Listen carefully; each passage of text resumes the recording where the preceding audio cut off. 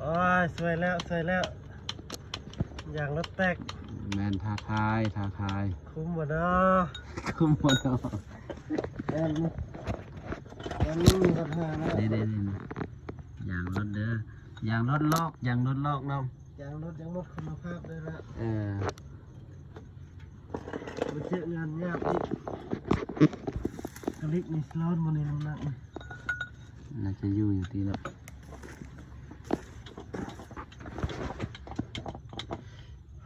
น้ำหนักรถน้ำหนักเครื่องอีก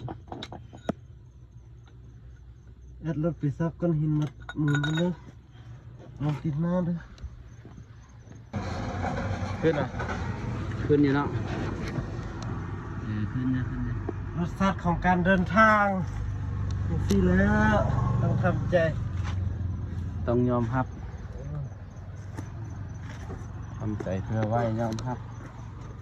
มีการเพื่อเวลาไว้ละมันอยู่ในเกณฑ์เรื่องแบบนี้ใครได้เป็นย่างมันก็ว่านักนาแห้ง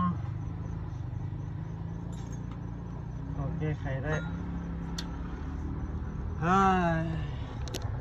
ตอนนี้เขาเดินทางจากเมืองลำบากมาเนาะแต่ว่ากำลังจะเข้าสู่เมืองปากอู่เด้อแต่ว่าปัญหาเล็กน้อยจิบจ้อยเนาะที่เกิดขึ้นมาก็คืออย่างลอกแต่โมเมนต์อย่างแตกเนาะอย่างลอกเนาะอย่างลอกซื่อเฟอร์เพิ่นกำลังทำการเปลี่ยนได้ยังเปลี่ยนขนาดนี้นะ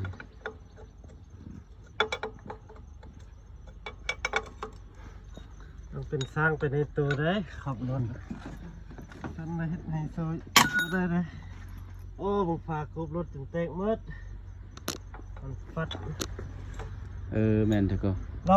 กแบบนี้เป็นเท่าที่ซองแล้วนี่รถคันนี้ผมไม่ได้เปลี่ยนยางตามอายุการใช้งานมันหายกันเลยล็อก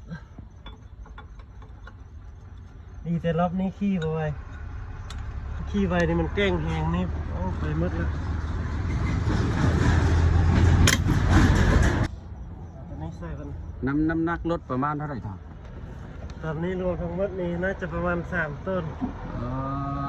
ยางเก้านี่เป็นบทเรียนเด้อทุกคนเด้อเอาบ่อยู่เด้อ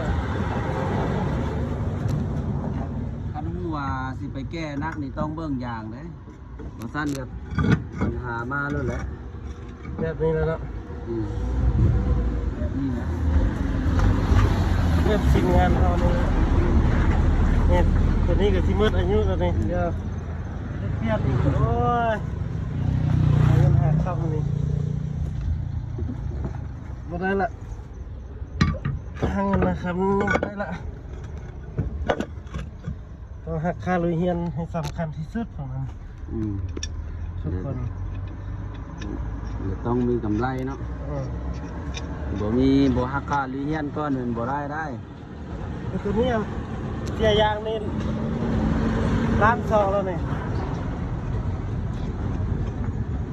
ยางตัวนี้1,2,000แล้วนี่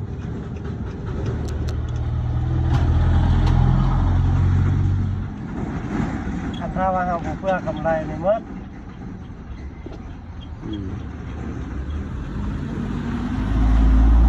คิดกำไรเพื่อได้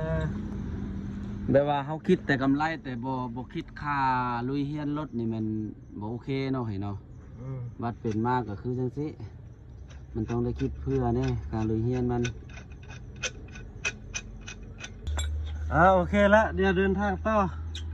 ขอให้ปลอดภัยวันนี้อย่าได้มีปัญหาอย่างอีกเด้อวันนี้เลยไปฮอดบ้านใดมียางก็จะได้เอายางตัวนั้นออกมาเปลี่ยนไว้ยันบ่ดูอย่างอีกหมดเงินไปอีกภารกิจการไป